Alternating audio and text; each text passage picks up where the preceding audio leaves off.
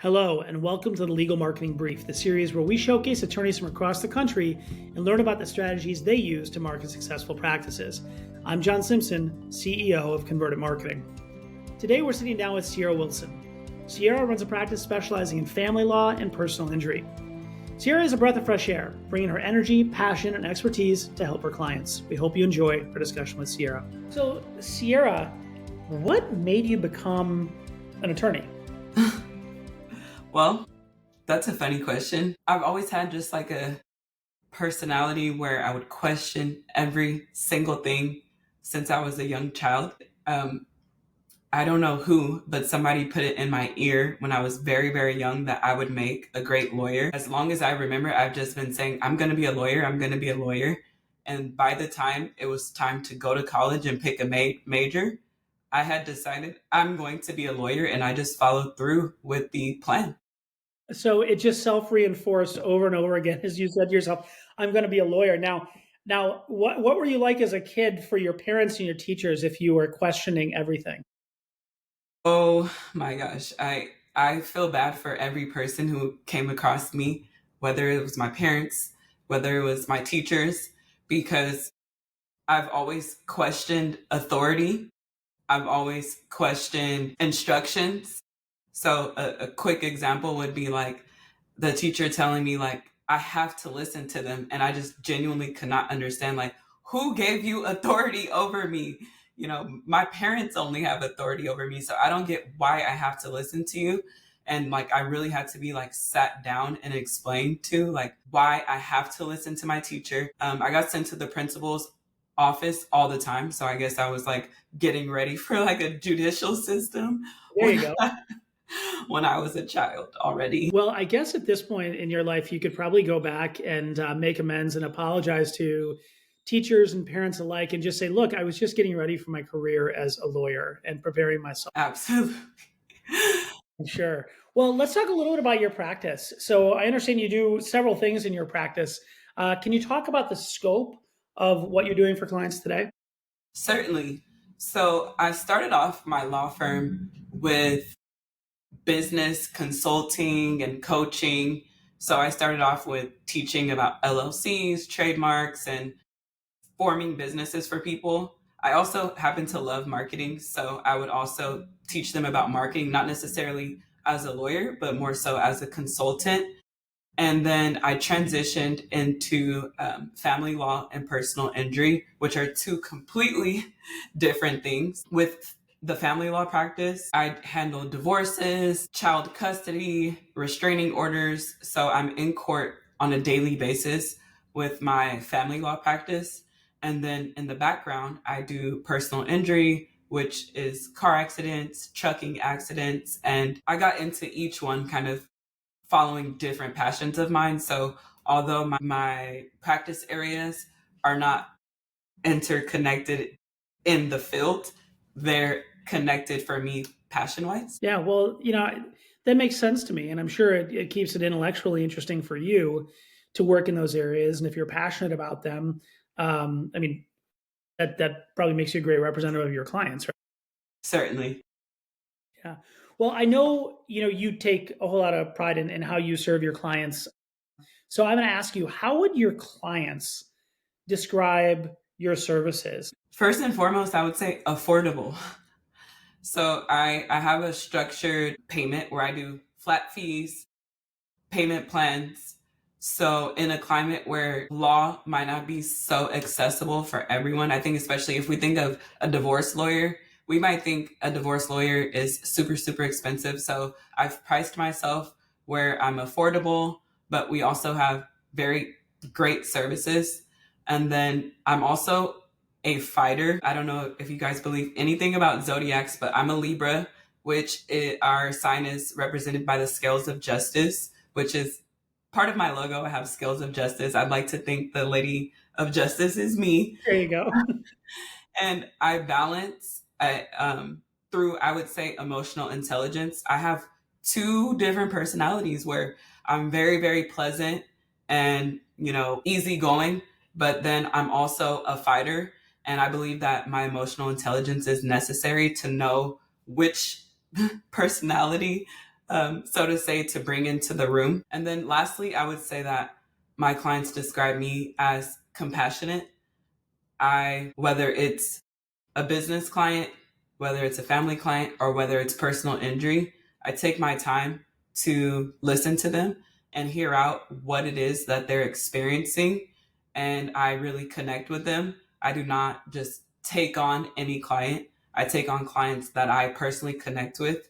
I am small enough and big enough where I handle all of my potential client calls still. So each of my clients speak to me and I connect with them before determining whether or not I want to bring them on. Well, I'm curious too, and you can choose whether it be family law or personal injury or maybe even another type of case you've been involved with during your career. But is there a particular outcome, certainly anonymous, that you're particularly proud of when you think about the way you've serviced your clients? Well, I would say the family law clients, because that's the type of case that has the most like emotional charge.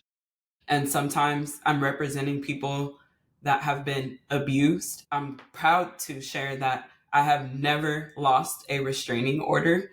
So every client that I choose to bring on for a restraining order, I've been granted a restraining order. So that means whoever their abuser is, they are not allowed to contact my clients. They are not allowed to abuse them any further. And if there's children involved, those clients, we've gotten full custody of them. So I would say each of my restraining orders I hold close to my heart because I've helped someone prevent future abuse. We've heard a lot of answers to this type of question in the 2 years or so that we've been doing these interviews. I think that's, I think, one of the most interesting and, again, authentic sort of answers. I could imagine that being really, really important to achieve those like outcomes for people who really need it. And you're providing relief and possibly safety, right? Certainly. And I also have another one, if I could share. Of course. When you said that, I also thought about I have clients that have been in like just horrendous accidents and they're against huge corporations and they're afraid to take on this huge corporation. But fortunately, I used to work at an insurance defense firm and I also used to handle trucking cases and catastrophic injuries, which gave me a great foundation to fight those big guys. So, I'm not afraid of those big corporations when they come our way. Like, I'm like really excited to fight them. So, I don't only slay individuals, I love to slay the giants as well. Yeah, I recently heard that everybody wants the chance to save the princess or slay the dragon. So it sounds like slaying the dragon is something you personally enjoy. Well, let's switch gears a little bit. Let's talk a little about your marketing efforts. When you decided to, I guess, leave the firm you were doing insurance defense for, is that when you went solo? Yes, it So is. how did you decide to do that, and how did you think you were going to get business? So I did not leave this insurance defense firm by choice. I was actually terminated. This was at the height of the pandemic when the world was closing down.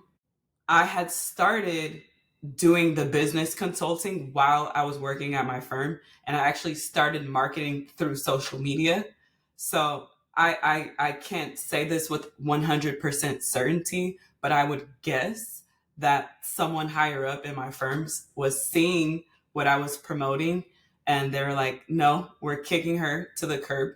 So when I started off, it was all social media marketing and it was just individual efforts. I learned very, very quickly that social media is not an efficient means of marketing because it relies on my personal output and I don't have the same energy every day. Some days I'm exhausted. And if I did not feel like posting a video, then that would mean that I was not going to generate clients. So I shifted to Google ads with you guys, and things have been amazing since then because now I'm able to either increase or decrease my ad spend, which is, it allows me to kind of decide, hey, we have we have a very heavy caseload this month, so I'm going to just decrease my ad spend a bit so that we don't have as many clients coming in. Or on the other hand, if I'm like, we're a little bit slow, we can take on more cases this month, I increase the ad spend. So I've really enjoyed the Google ads because it's really a system that does not rely on my personal output. Yeah, we hear that all the time. I think, especially, we talked a little bit about generational differences, right? And I think I am, what am I? I am Generation X. You are certainly way younger than me. And so you've been brought up in a world where like social media and being a digital native is likely just like part of the way you operate, which is different than me and older generations. And we oftentimes hear, though, to your point, like, look, like I can do a lot of the social media stuff. I could probably figure out, a way to build a website or do this. But there comes a point where they get to a busyness level where they can't do both. They can't be a lawyer and their own biggest self promoter in terms of advertising and marketing. That's usually where we come in. Certainly. And I'm a You know, millennial, by the way. pardon me? I'm a millennial. Millennial. Okay, there you go. Yeah. Um, you know, I also think we've had the same experience with social media. We are big fans of using social media as an SEO tool. So the more you post and interlink that content with your website, your other properties, your Google business profile, and so forth, that can be very powerful and for creating a brand for yourself. But in and of itself, you need to do more than just social media, right? On the regular to generate a consistent system of leads that you referred to. At least that's what we've seen in our own efforts. Certainly. Well, so this is one of my favorite questions, and because it really gets to the heart of like what makes people tick, and that is, people do this job for a lot of reasons and define success differently. So I'd be curious as you think about your practice. You've been operating in a solo environment for 3 or 4 or 5 years. 10 years down the road, how do you view or think about success at that point? What does that look like to you? Right now, I'm licensed only in California. So I would like to see myself licensed in other states. I would like to see myself partnering with other strong attorneys and expanding in our practice areas. Right now, I have another attorney that works with me, but I would love to have a team of partners and associates so that we're able to expand our reach and our impact that we're having. And then also, I'd say just having more systems so that I have a stronger work-life balance, honestly. Last thing I would ask you, if you were to give advice to yourself 4 or 5 years ago, and yourself being a proxy for any, younger lawyer who's thinking about going out on their own, what would that advice be? I would say just do it like Nike. I hear so many young attorneys say they just don't believe that they're able to open their own law firm.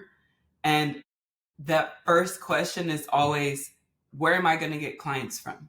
So it's, if you can just accept that you're capable of getting clients and that there's wonderful resources out there like Google, you'll be able to get clients. So don't stress the ability to get clients. Don't feel that you have to go work in these firms and work your way up to be respected. It's all about your competence. I don't think that any of my opposing counsels question, where I went to school, how long I've worked before this. They know that they have a tough attorney in front of them. And if they want to win, they better put their best foot forward. So, I would just tell the young lawyers, just do it. Go out there and try it, and you'll surprise yourself. Yeah, it's interesting.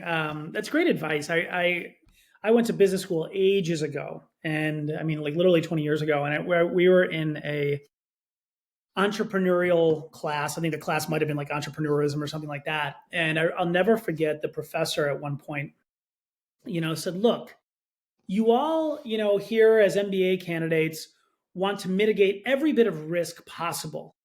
He's like, "But that's not what entrepreneurialism is about. And what's the worst thing that can happen to you?